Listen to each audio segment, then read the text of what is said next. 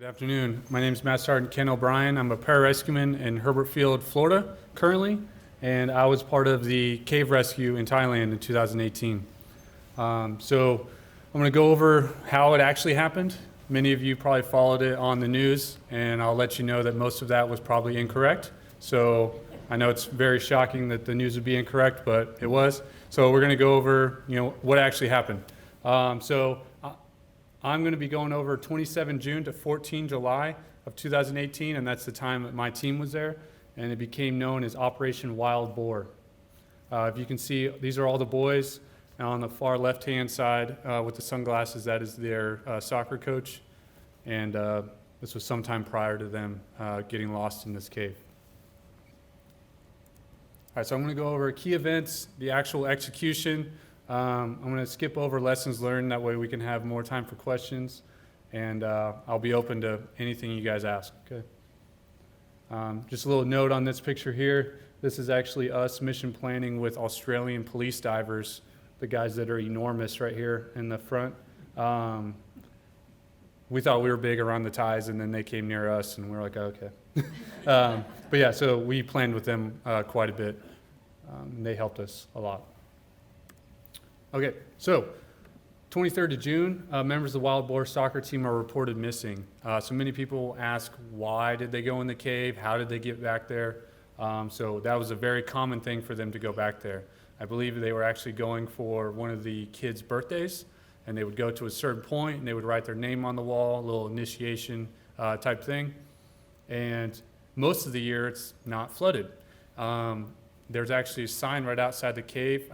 I'll get the dates wrong, but basically it says 1 July to 1 November, don't come in here because it floods. They went the week prior. Storms came in early that year, and they ended up getting stuck. So bright skies, good to go. They walk in. When they tried to come back out, they ran into a wall of water, basically, and they had no way to get out. All right, so the Thai government and the Thai military tried to assess the situation. They tried to rescue them themselves. You'll see later they were able to identify that they did go in there by their bicycles at the front, and they found some of their shoes and backpacks further into the cave. So it was confirmed that they were in there somewhere. 26th of June, they realized this is too big of a problem. We need to get international assistance. By the 27th of June, Special Operations Command Pacific in Hawaii got the tasking, and they tasked us. We were stationed in Okinawa, Japan, part of the 353rd Special Operations Group, and my unit was the 320 Special Tactics Squadron. So we deploy just a few hours later. We grabbed our gear really quick, threw it onto a C-130, and we were flying out to Thailand. By the 28th of June at 01 in the morning, we arrive on the airfield in Thailand. We send our leadership to the cave to assess it, and then I took the rest of the team to a hotel to try to start a work rest cycle. Our leadership that went to the cave went in, and they could visibly see the water changing levels. They could see it rising, and they determined that the water levels and speed were too volatile for any diving. And even at that point, the cave divers that were there had stopped diving also because it was too dangerous.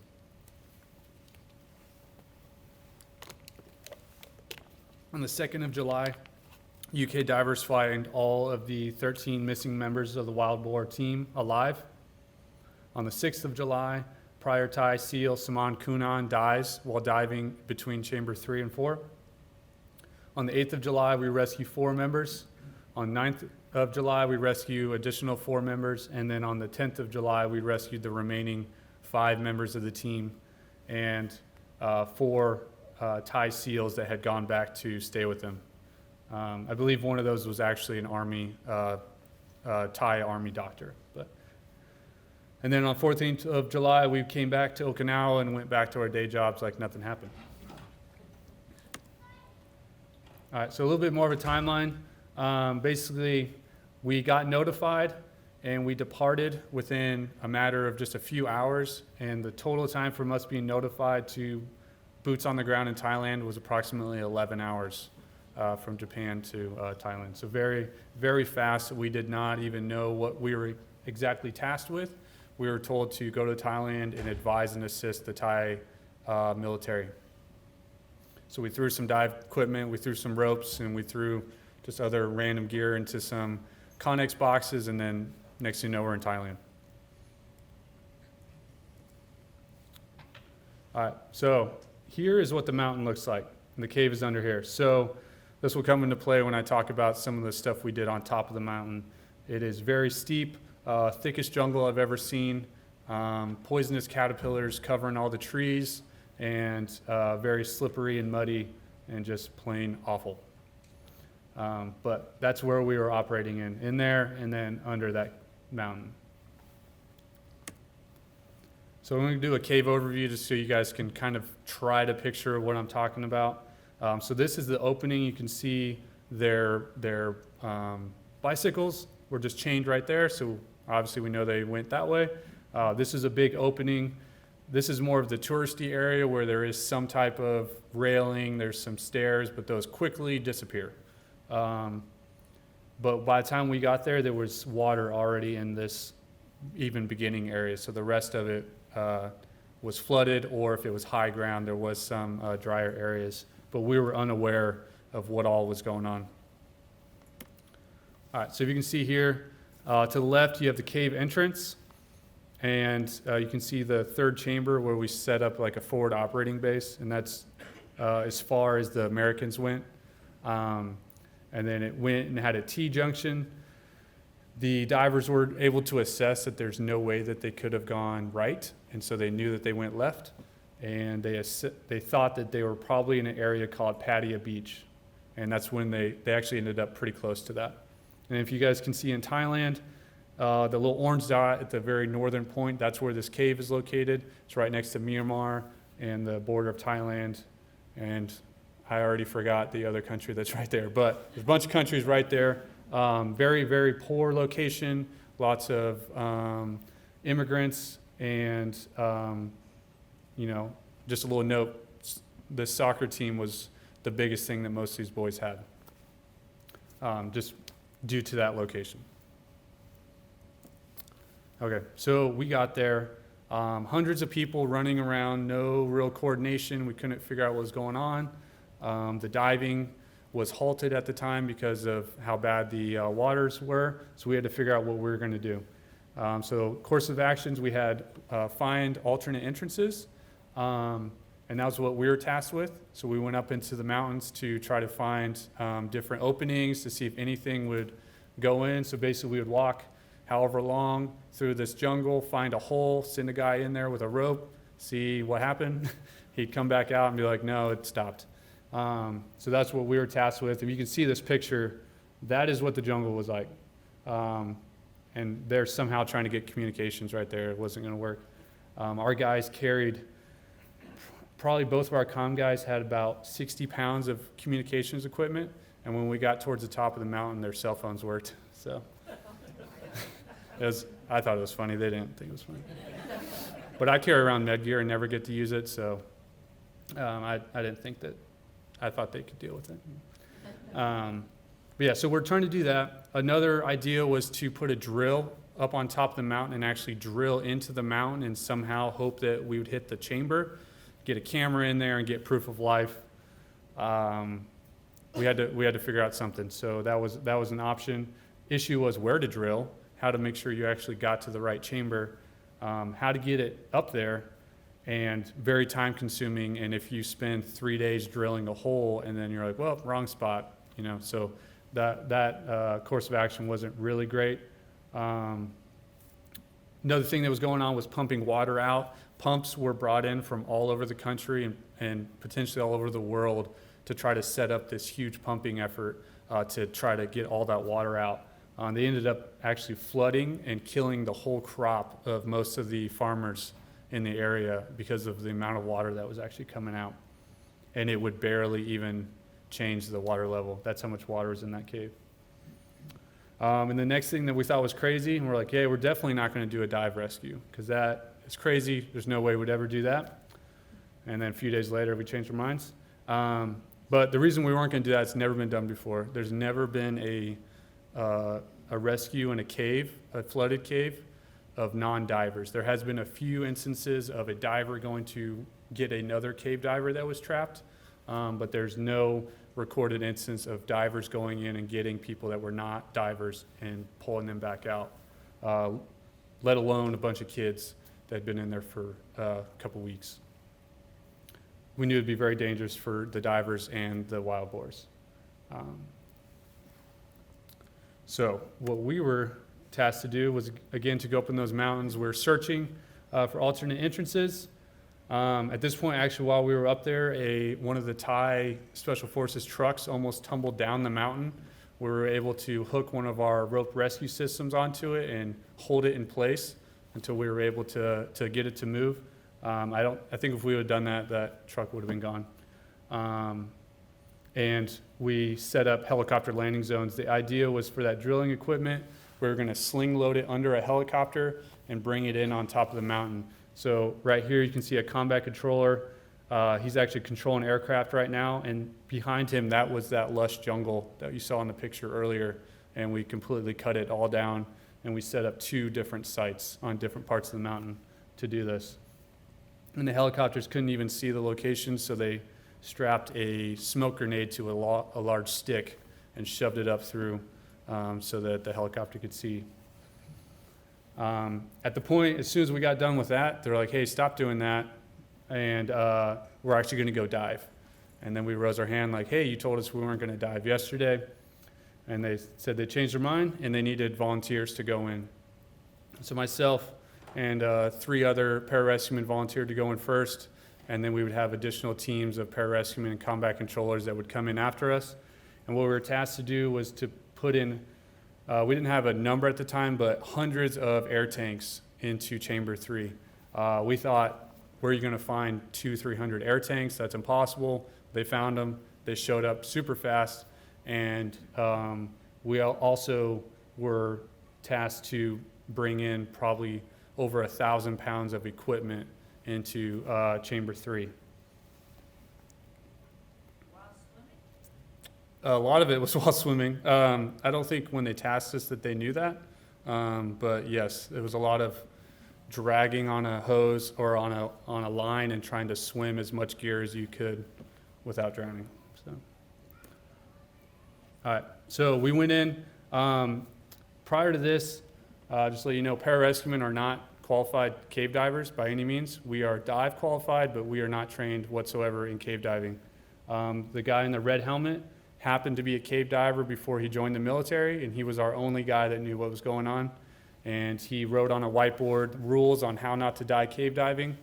We made sure we knew those and then put on our stuff, and this was the first time any of us had actually even been in the cave. We walked in.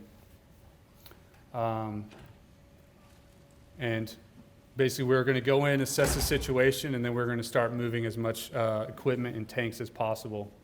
And while we were doing this, to this day, I still don't know what they were doing, but there was hundreds of Thai Army and SEALs diving in and out of this area. And we're not even sure exactly what they were doing, but this was the main portion. This was the first dive, and this area was complete chaos. We just had to protect ourselves and our team. So our plan was to work with the Australians, and actually with those headlamps though, those are some Australian police divers. They were in there with us, the Chinese were in there, and the Thai military was in there. So here's the cave again. So we didn't know at the time, but the boys were around what we would call Chamber 9. We were trying to get everything to Chamber 3, which was, what it looked like is it used to have a huge boulder as a roof, and then it fell down. So it was almost like a little island where the water would come out and then go around and then continue. And so that's where we set up our forward operating base, was on top of this mound in Chamber 3. So we had the Thai SEALs that they were getting stuff into there, and then we were taking Chamber 1 and Chamber 2 with the Australian and the Chinese teams. Okay, so with that equipment and with those tanks, at this point we had all kind of assumed that the kids were probably dead, or some of them were dead. And on the 2nd of July, the UK divers came up into their chamber And they said they pulled their masks up and then realized that there was either people that had been living in there for 2 weeks or there was bodies. They said it smelled so bad, but they knew that they were in the right spot. And they continued to search, and then next thing you know, over the hill comes 13 or 12 Thai boys and their coach. They had survived off the water dripping off the roof of the cave and a little bit of snacks that they had in their bags. They still had flashlights that worked because they actually came up with a cycle and made sure guys weren't using lights when they didn't need them. And they even had a work-rest cycle of digging that they had done, and they were doing meditation and all kinds of things. American kids would have been dead for sure, pretty sure, but these kids were very resilient. So everyone's really excited, but the British divers said that as soon as they got really excited, they were devastated because they thought that they were the last ones that would ever see these boys, because they thought that it was impossible that they would ever be able to get them out. And then for us, we had to come up with a plan of how to figure out how to get them out. So big thing we need more divers. We needed more cave divers, so they were all over the world requested by name certain divers to come in. And then a anesthesiologist / world-renowned cave diver, Dr. Harris from Australia, coincidentally had the two things that we needed, and he was able to come, and that was instrumental with how we ended up figuring out how to get them out. But the first thing, we don't have to worry about getting them out, we have to figure out how to keep them alive. So we need to get food and water back to them. So UK divers were tasked to get the food back to them, and then we were tasked to get the food, set it up in a way that they could dive it, and then get it as far back as possible so that they weren't exhausted by the time they even started diving. So we took meals ready to eat. Many of you guys have probably seen those military meals, and we stripped them, and we shoved them into a PVC pipe tube that was about this big, and a Skedco bag, which is the cylinder bag, and we filled it with sand and rocks until we could get it neutrally buoyant so that the divers could dive them out. And then a 5-man team, I was part of the team, took the pipe in the bag to chamber 3 for the divers. The water had receded a little bit at this point, but we still had to do a dive between chamber 2 and 3. What we had assessed, and you'll see a little bit later, is chamber 2 is this enormous chamber with just cliffs, just going, I have no idea, hundreds of feet down, just blackness. And so it's very dangerous to have dive equipment on you. And so we assessed that it would be safer. We broke a lot of rules, but we actually had aircraft bailout bottles that had about 7 minutes of air. And we knew that it would be safer for us to have those and then have big tanks on our back. So we just had those clipped to our belts. Found out later my commander did not know we were doing that. But that's what we thought we needed to do. So we had those clipped to our belts, and we took the food and water back to them. Right as soon as we got into chamber 3, there were some Thai SEALs that were right behind us, and they actually did a breath hold from chamber 2 to 3, which was probably about maybe 50 feet, so not super far, but it was an awkward swim, and then you'd have to squeeze through a little area about that big. We know because we had just squeezed through it, and then he was trying to get through and actually had a shallow water blackout. His fellow SEALs were able to recover him, but they did not know how to resuscitate him. And so, long story short, we helped resuscitate him. And he came back. He didn't know what we were saying. We didn't know what he was saying. We kind of just waved at each other, and then they went about their day, and we went about our day. And never saw that guy again. So I'm assuming he's good. And then I forgot to bring it up, but this was very concerning for us that there was people doing breath holds, and it seemed very dangerous. Also, prior to us diving, there was workers in the cave, and the cave had actually reflooded a little bit, and everyone evacuated. The next day, the British divers had gone in to lay more guideline, and they found 4 workers that had been trapped in there for 24 hours, and no one knew they were in there. And they actually had to dive them out, and they said they thought they were going to die just trying to dive these grown men out, which will come into how we decided to do the rescue later. So we had that instance, and then we had this one. We were very cautious of what was going to happen. All right, so now we had to come up with a plan, and everyone had a differing thing of what they thought we should do. One idea was to let them wait the rainy season out for 4 to 5 months. Food and water supply was obviously an issue. How are we going to do this? Are we going to have to do it continually? That all depends on this, if there's more monsoons. The environment changes every day in there, so we thought that was a terrible idea. And we assessed that the oxygen level in that chamber was probably decreasing. So what we had the British divers take in atmospheric monitors so that they could prove to us that the oxygen levels were decreasing so that we could present that to the Thai military and Thai government that we needed to get them out. And I'll get on to how they didn't listen to us on that one. But also alternate entrances, people are still looking because you never know. And so I agreed that people need to look for alternate entrances.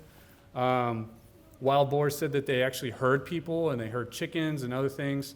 I'm assuming you've been in a cave for a couple weeks, you're going to hear all kinds of stuff. So I think it was more just them hearing, but I thought it was beneficial that, if we don't have to dive them out, then maybe it'd be a good idea if someone could just get in there. And we're starting to lean more towards diving. Again, we didn't want to do it. It was definitely not the option we wanted, but if we needed to do it, we needed more divers. We needed to have a really good plan since it had never been done before. And of course, we had another monsoon coming within about a week. And at this point, 4 PJs, myself and 3 others volunteered to train to go further back in the cave. And we actually would train at night in the pool on how to properly cave dive with cave diving equipment. Because we thought we were going to be needed further back. All right. So again, talks, many in the Thai government wanted to leave them in there and thought that we could provide them food and water throughout that until the water receded. We brought up again that the oxygen level is decreasing, so they came up with an idea to take oxygen tubing all the way back to them and then pump the chamber full of oxygen. We told them that probably won't work, and even if it does, it doesn't get the CO2 out, so they're still going to die. So ourselves and all the other international teams decided, hey, we don't like the decisions that are being made. We're going to take a break. We think everyone should take a break, get some sleep, and then we'll come back and make better decisions. We were under the assumption that everyone left. We found out the next day that they went back in, and that's when the former Thai SEAL Saman Kunan died. He died trying to get that stuff back there between chamber 3 and 4. So very unfortunate there. So now we had a close call with the trapped workers. We had the shallow water blackout, and then we had a SEAL that died. So we determined we need to take a tactical pause. Now everyone needs to stop for sure and make sure that we're good to go. We were no longer able to dive past chamber 3, partly because of what happened to Saman Kunan, and then also the Australian divers that I showed you earlier attempted to go further back, and they said there's no way. It's one thing for some of the cave divers that are smaller, and then the Thai military, they were smaller, but a lot of us, there's no way it would be possible. So that was kinked. But we did take this time to refine our plan and figure out how we're actually going to do this. Once we came up with a plan, we coordinated with the Thai SEALs to see if we're missing anything, and then come up with a plan to present to the Thai government to see if they'll bless off on the operation. So one of the big things that caused a lot of hesitation with everyone really was that we decided that we needed to sedate the kids in the coach throughout the whole process. So it's pretty difficult to convince a foreign country to let you sedate a bunch of their kids and drag them out of a cave. So I understand their hesitation on that one. But for the safety of the divers and the kids and for their emotional stability and for them not to remember that experience, we determined that was the best thing because we assessed it would take about 5 hours of them getting drugged through a cave without any control. So we didn't want them to remember that. So Dr. Richard Harris, like I said, the anesthesiologist and cave diver, and our pararescue medical director devised a plan of how to sedate them. So the first drug is was to calm them down. And then the atropine was to control their salivation so that they actually wouldn't choke on their own saliva during the operation. And then the ketamine was to sedate them. And we didn't know their exact weights, but we determined that they were probably pretty close, and we came up with 2 categories for the dosages that we would do. And then we would give bumps of ketamine throughout the operation to keep them sedated throughout the whole thing. So spoiler alert, they don't remember anything. They remember getting set up with Dr. Harris, and then they woke up in the hospital. Success on that one. Now we had to develop the how we were actually going to move them around, and if the gear was going to work, and the issues there. So diving equipment's not made for children for the most part. Masks, wetsuits, gloves, all that stuff's not made for kids. So another thing you can't do in America probably is their friends at a school nearby actually volunteered to let us test this out on them in a pool. And so we tested out we didn't do the medications, just want to make that one clear. But we tested out the masks, we tested out the wetsuits, how we were going to have them positioned. So basically, turn this so you can still hear me. We would have the air tank bungee corded to their chest, and their feet and their hands would be zip tied. They would have the full face mask, and then they would have a bungee cord attached to them to the divers so that they weren't getting caught on anything, and if they did wake up, and then also the divers could move them around, and if for some reason they let go, they could just follow that cord, umbilical cord basically, and then find the kids. Oh, that's loud. All right. Issue is we didn't have enough positive pressure masks, and the reason we chose those masks is that a normal diving regulator is very easy to bump, and we knew there was no way that would work. And even this, we were worried that one bump of the mask, and that mask floods, and that diver doesn't know, and that kid dies. So it was very concerning, especially some of these kids were very, very, very small. Okay. So now we have to get the plan approved, and this had to go all the way up to almost the highest position in the Thai government. It had to go the person that was right below the king. So we had done our rehearsals, we tested the equipment, we knew our plan was sound, but we had to get approval. And many people wanted a no-risk solution. They wanted, guaranteed this will work, and that's impossible, it's not gonna happen. So with our plan, we assessed that 3 to 5 of the boys would die, and if we got any of them out alive, it was a success. Because we knew if we left them in there, they would all die, and if we attempted, only some of them would die. Some of us that have been in combat and have done operations like this, we're a lot easier to digest that. Other people were not able to accept that until we really showed that that was the only option.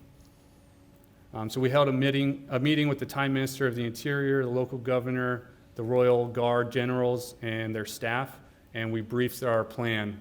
And this was then Master Sergeant Derek Anderson briefed the whole plan, and then they actually made him brief it again, and they wrote down verbatim every single word that he said so that they could present that up to higher levels of the Thai government.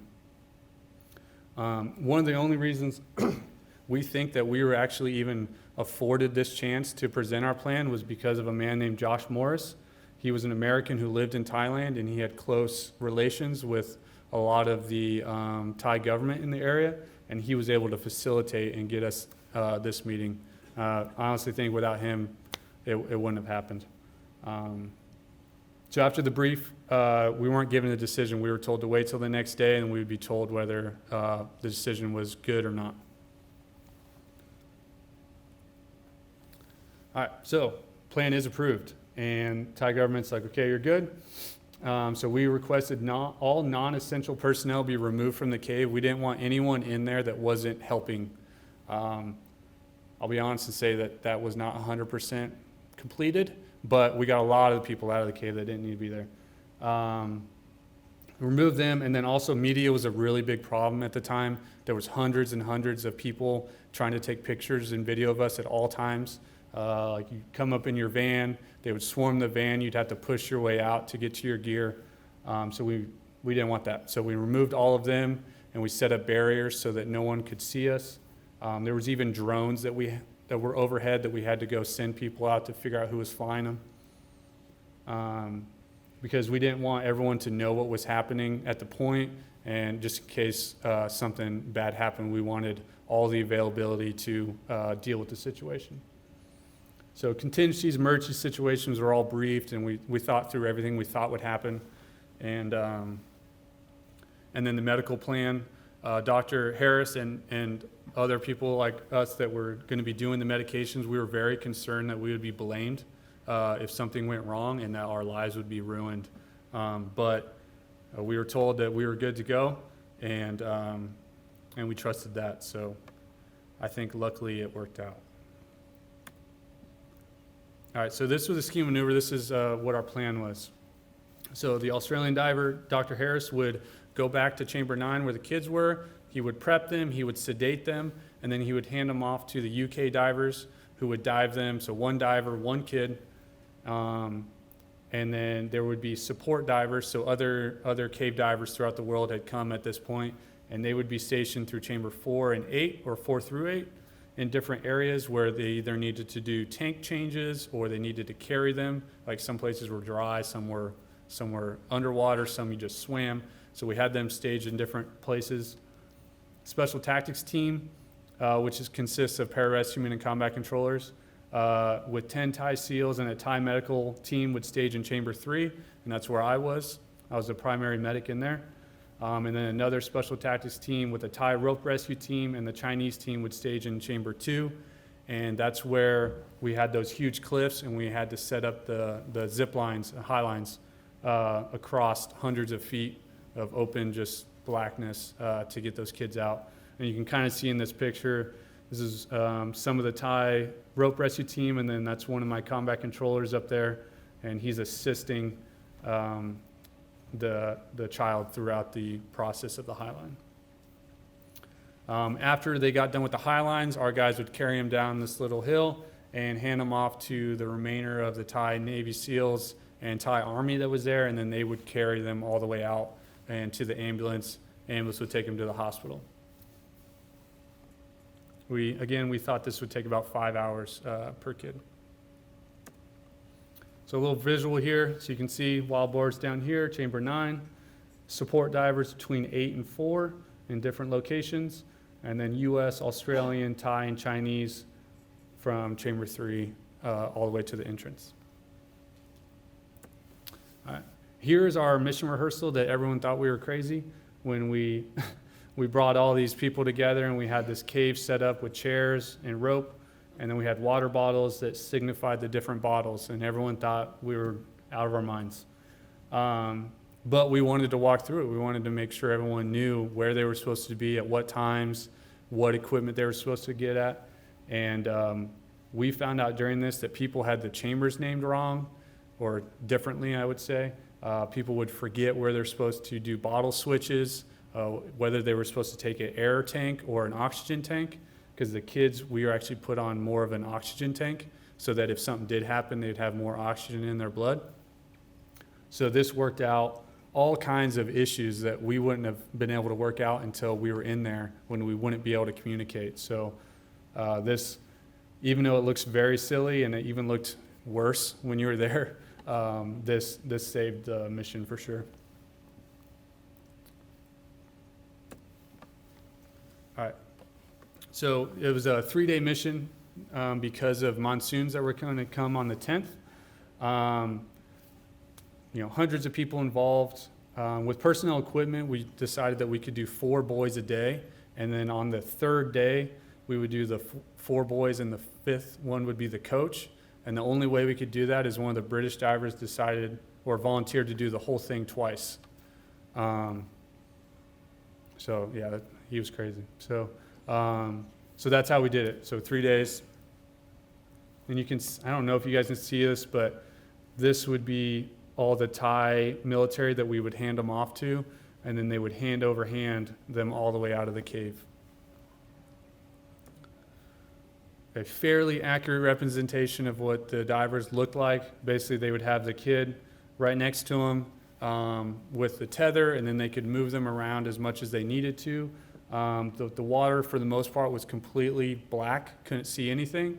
You would have to bring the kid all the way up to your mask in order to see through their mask. The only way you could tell they were breathing is if you could hear the bubbles.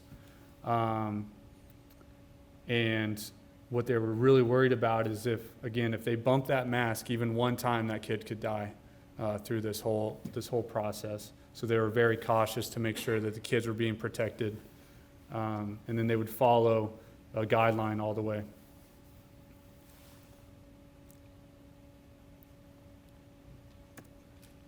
All right.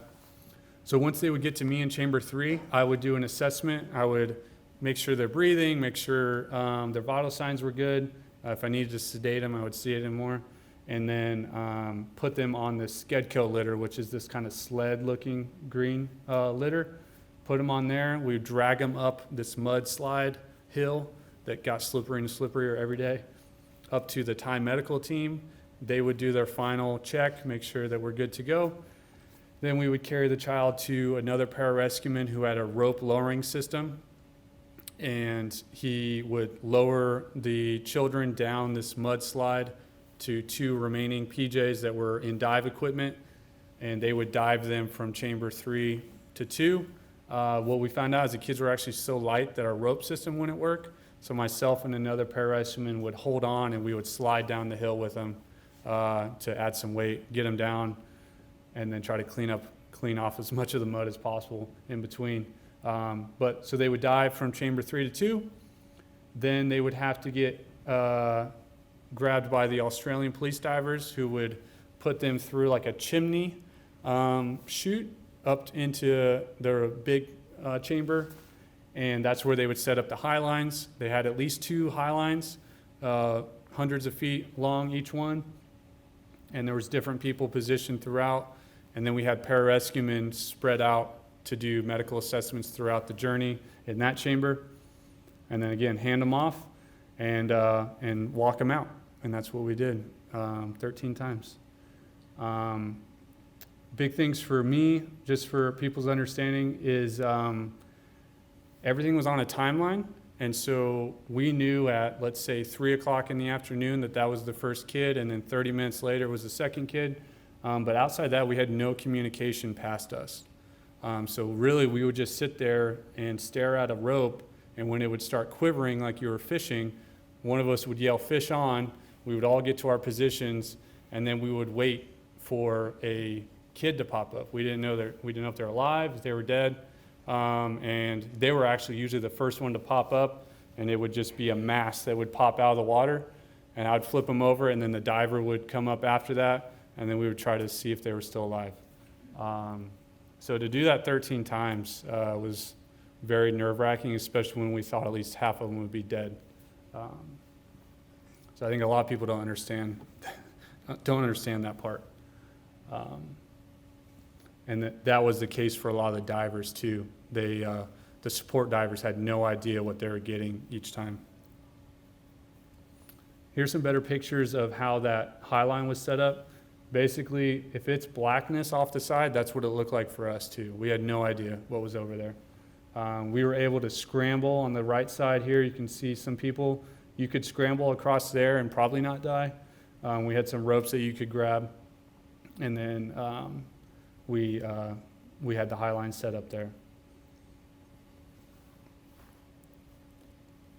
And like I said, we had people that would check as we went. On the left, in the blue shirt, that's another pararescueman, and he was one of the guys that would do the assessments after me. And then in the yellow shirt on that picture is also another pararescueman. And then these other guys here are combat controllers, and we use them as safeties to make sure that the system was working correctly. And then you can see the Thai rope rescue team helping us also. Of note, this guy in the picture on the right, that was his first mission ever. And there was multiple guys that it was the first time they'd ever done anything. All right, so we went from thinking half of them would die, or almost all of them, to all of them getting out alive. And now I'm going to go into things where it wasn't so perfect. Stuff happened, but luckily we were able to work through it. So I ran you through kind of how it worked. At the end of chamber 2, we would hand the kids off, and then that was it. But what we found out is as the first child came out of the cave, our senior enlisted leader, another pararescueman, went over just to check, and the air tank that he had on had about 2 minutes left of air. So that kid would have made it through this huge ordeal, and then within a couple minutes, he would have suffocated in his mask. So we realized no one after us was checking anything. So from there on out, we had a pararescueman at the side of that kid every single time. So they would walk all the way out, and then they would walk all the way back in, go back to their position, and they would do that every single time. Because that was the last thing we wanted, was one of them to die outside of the cave. There was one of the kids would stop breathing randomly, and the divers couldn't figure it out. And to this day, we still don't really know. They said that the child would be fine, and then they would go to dive, and he would just stop breathing. They'd come back up, try to figure it out, try to adjust things. We weren't sure if it was a medication issue, if it was an equipment issue, and they spent about 30 minutes trying to figure this out, and then don't know why the kids started breathing fine, and then they just kind of kept going. But both of those happened on the first day. So that was very concerning, especially at that point when we were pretty sure someone were going to die. The divers sometimes didn't know if they were still alive. Again, we had no communication past us, so we would just have an unconscious body pop up, and then we'd have to figure out if that was a live child or not. One of the divers came up so fast, so he actually risked himself, because coming up fast on diving is very dangerous. But he risked himself and popped up, shot out of the water, and immediately had already had his regulator out and screamed, "Is he still alive?" Luckily, he was still alive, but what that showed is he was in such a confined area that he was unable to even tell if the child was breathing, and it was he was under so much stress that he, risked himself to ascend as fast as possible to make sure this kid was still alive.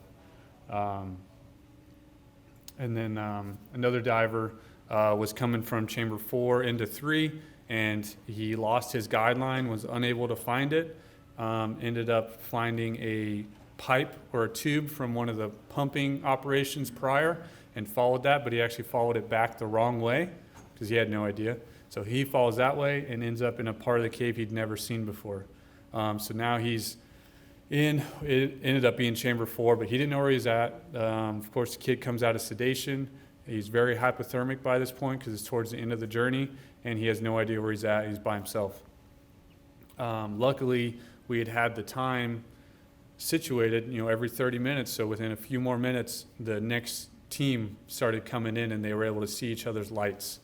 And that's the only reason they were able to link up and figure it out. I wouldn't say a real problem for me at least, was we didn't know any of this was happening. All we knew is that the timeline was not met and that there was some type of issue. So myself and Captain Terrell, who's a Special Tactics Officer, had to sit there and debate whether we were actually going to put our dive gear on, go against what we were told to do, and actually dive back there and try to find them. And we were debating for a while on that because the risk was insane for us to do that. We didn't have the right equipment. We were told not to do that. And then the thing that made us end up not doing it was we were worried we would run into the divers in a really tight situation, and then we could potentially have 4 or 5 casualties if we couldn't get out of whatever situation we ended up in. So we were just going to sit there, and it was very, very difficult just to sit there and wait. And we waited, and then they finally came up. And then the last thing, we got all the kids up. You'll see a picture later. We have the flag. We're all excited. High fives, all that. We're waiting for some of the Thai Navy SEAL divers that had been back there with the kids. They were going to be the last ones just to swim out by themselves. We're waiting for them, and the pumps that were pumping all this water out bust. And we run over. We fix one of them. We think it's good. We go back to just kind of hanging out, and it busts again, and one of the Australians comes into chamber 3, and he says, "I can visibly see the water rising right now. I can just watch it rising. You need to get out right now." Poor decision making and planning on our part, or collectively our part, while we were just kind of hanging out for those divers. the Thai SEALs removed all air tanks from Chamber 3 that were in there, outside of about 2 of those aircraft bailout bottles that myself and Captain Mitch Terrell had. So now we have about 50 to 70 people that actually had converged into Chamber 3, and the chamber's reflooding, and we have no air tanks. So we called what we call a landslide call. It comes from if you're clearing a building in a combat zone and you think it's rigged with explosives, you call a landslide, and everyone jumps out of windows, doors, whatever is possible. That's the call we made, and guys dove down that mudslide that I talked about earlier, 50, 70 people trying to get out of this cave.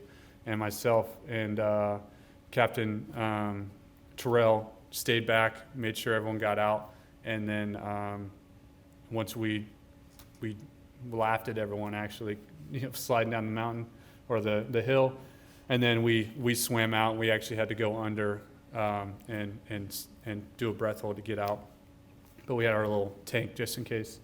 And then we just tried to get everyone to get out and clean up our gear and then try to get out of there.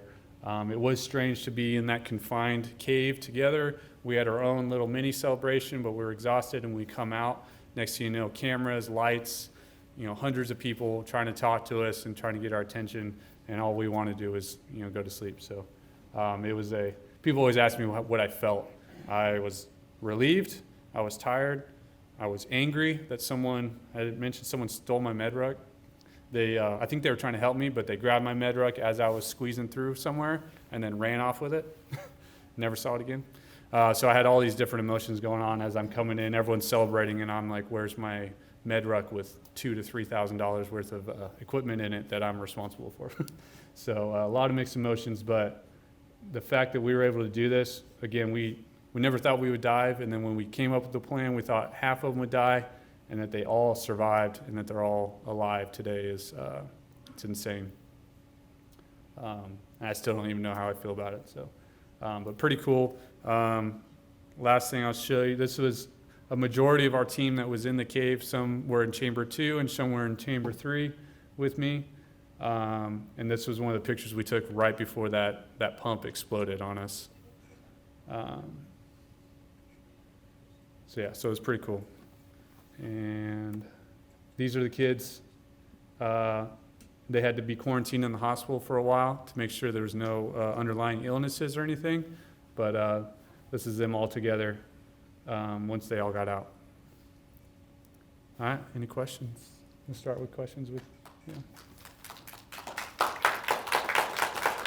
Thank you all. That was awesome. Thank you so much, sir. Thank you all for when you had that little break there. You all did a wonderful job leaving, so thank you for that. If you have any questions whatsoever, please let me know. Just raise your hand and I'll come to you and give you the mic. And yes, you know what, man? I think you're close enough that you can just belt it out. So you had the special rigs for the kids. Now, how much bigger was the coach, and how was that different than trying to get those kids out, especially in those confined spaces? He actually wasn't much bigger. He was, some of them were actually taller than him, but he was obviously a little bit bigger. He's older, but yeah, he wasn't much bigger. Like when he was actually coming through, we thought he was gonna be the last one, but he wasn't for whatever reason. We didn't even realize it was him until he left, and we're like, I'm pretty sure that was a grown man. So yeah. And the only reason we noticed is he had a bunch of rings on, and we didn't think the kids would have rings on, so. Thanks, sir. We got another one right over here. Can you about how old were those kids, do you know? I think they were around 8 to 16, varying in that. They might have been a little bit older, but even the younger ones, they were so small they would look like an American 8-year-old probably, or 7-year-old. Two questions. Two questions. The first question, where all the kids were, and the doctor was there and he medicated them. Yep. Did the other kids see that going on? Nope. Or they kept They tried to separate that. They knew what was going to happen. Like they made sure they understood, but I'm pretty sure that they separated just to make sure there was no issues with that. Especially if there was a complication with the medication, you wouldn't want the kids to see that. And then the second question, you were in Station 3? Yeah. to get to Station 3 from the cave entrance. Yep. You had to scuba dive? hmm How far? Some of the days, yeah. Oh, depending on the water? Depending on the day. Every day was different, yeah. So some days you could hike in? Uh-huh. Yeah. Okay. Or do Oh, some okay. swimming, yeah. Thank you. Hi, does anybody else have any questions I could run to you tonight? Yes, sir.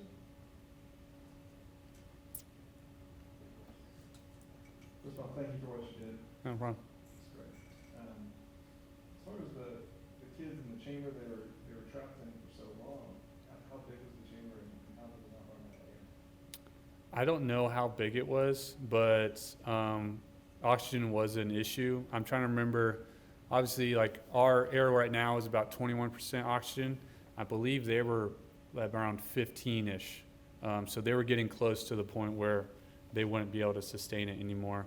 And I'm not sure, you know, I never got back to where they were, so I don't know if maybe there was some type of airflow in there or if it was just tall. Like some of the chambers were really tall, so maybe there was quite a bit of oxygen in there to sustain them. But the area where they were actually able to sit, because of where the water was, I know wasn't very large, and there was a lot of issues, sanitary issues, and other problems that they were running into because of how small it was and for how long they were in there. So, Thank you. yep.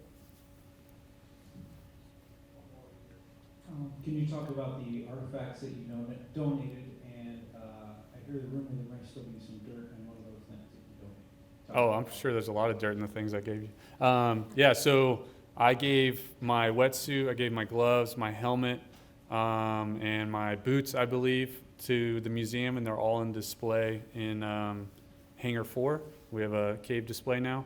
And then I was able to get other equipment that was similar to what I had and bring that up also. I think my helmet and my lights also, I had lights attached to my helmet. All that stuff is donated and on display. So, yeah. Thank you, sir. Are there any more questions? I think that, you know what, we had a question that was pretty awesome, the previous presentation that I think everybody would really like to know. How did you all decide who goes out first? The Oh, order of yeah. yeah, I thought that was pretty Yeah. cool.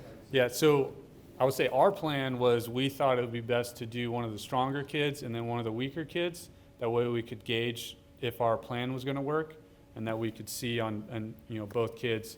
But what they actually did is the kids decided on who lived the furthest away and had to have the longest travel to get back home. That's how they decided. So apparently they thought maybe they'd have to ride their bikes home or something like that. And so they decided, yeah. Yeah. It's kind of a museum now, right? Is that?